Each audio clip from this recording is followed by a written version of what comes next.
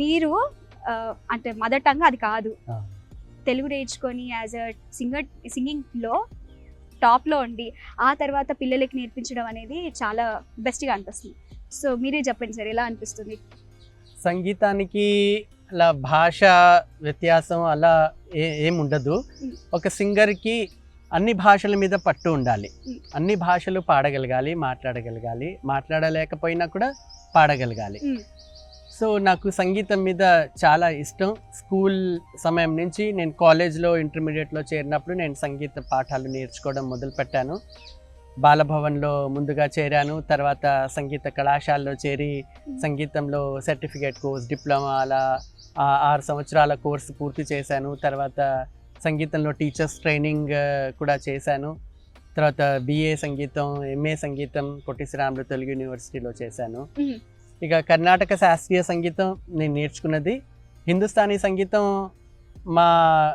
మేముండే ఏరియాలో కర్నూలులో ఉండేది కాదు నేర్చుకుందాం అంటే. హిందుస్థానీ సంగీతంలో హిందీలో రచనలు ఉంటాయి, మన కర్ణాటక శాస్త్రీయ సంగీతంలో సౌత్ ఇండియన్ లాంగ్వేజెస్లో ఉంటాయి, తెలుగు, తమిళ్, కన్నడ, మలయాళం, సంస్కృతం.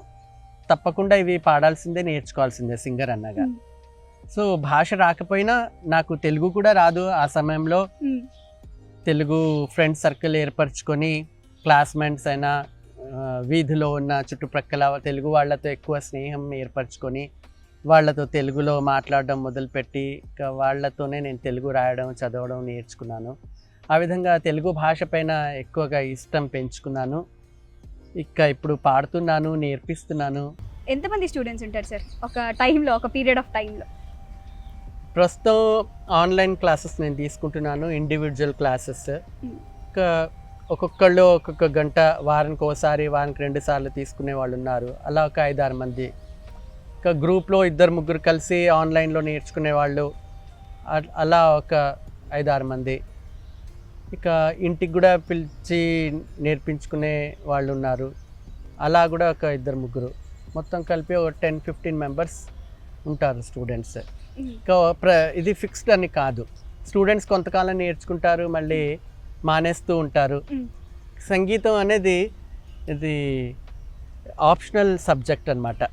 అందరికీ ఒక కాలక్షేపం కోసం నేర్చుకునేది. ఒక బాగా పాడడం వరకు నేర్చుకుంటారు, తర్వాత కొంచెం పాడడం వస్తే మానేసి మరి సినిమా పాటలు పాడుకోవడానికి వెళ్ళిపోతారు. మళ్ళీ మనం కొత్త స్టూడెంట్స్ని మళ్ళీ వెతుక్కోవాలి. సో మనకు ప్రతి నెల ఫిక్స్డ్ ఇన్కమ్ అంటూ ఉండదు. అది సంగీతం టీచర్స్ ఫేస్ చేస్తున్న సిచ్యుయేషన్ ఇప్పుడు, ఫుల్ టైం మ్యూజిషియన్గా ఉన్నవాళ్ళు.